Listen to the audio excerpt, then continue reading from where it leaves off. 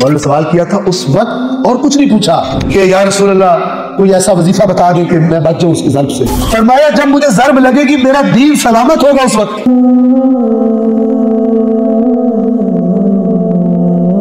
مولا نے دنیا میں نہیں فرمایا فزت رب الکعبہ. دنیا کے معاملات میں جب سر پہ ضرب لگی ہے جس سے شہادت ہونی ہے وہاں فرمایا فزت رب الکعبہ. اور خطبہ شعبانیہ میں آپ نے پڑھا بھی ہوگا سنا بھی ہوگا اس دفعہ بھی, وہاں پہ جیسے ہی مولا علی نے ایک سوال کیا تھا رسول اللہ سے اس روایت کے مطابق اور اللہ کے نبی نے اس سوال کا جواب دیا تو ساتھ ہی رونا شروع کر دیا, گریہ طاری ہو گیا اللہ کے نبی پر. تو حضرت علی نے سوال کیا آپ گریہ کیوں کر رہے ہیں؟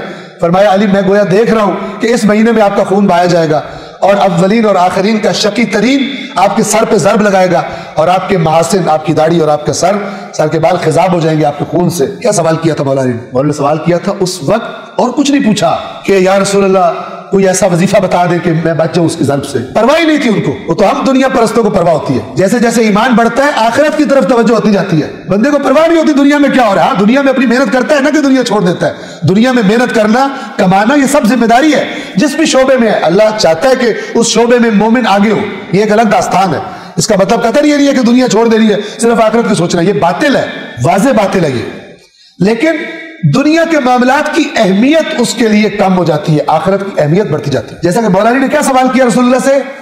فرمایا جب مجھے ضرب لگے گی میرا دین سلامت ہوگا اس وقت. بہت ساروں کو تو شاید سمجھ ہی نہ آئے کہ مولا علی بھلا یہ کیوں کہہ رہے, مولا کو یہ کہہ رہے کیا ضرورت ہے.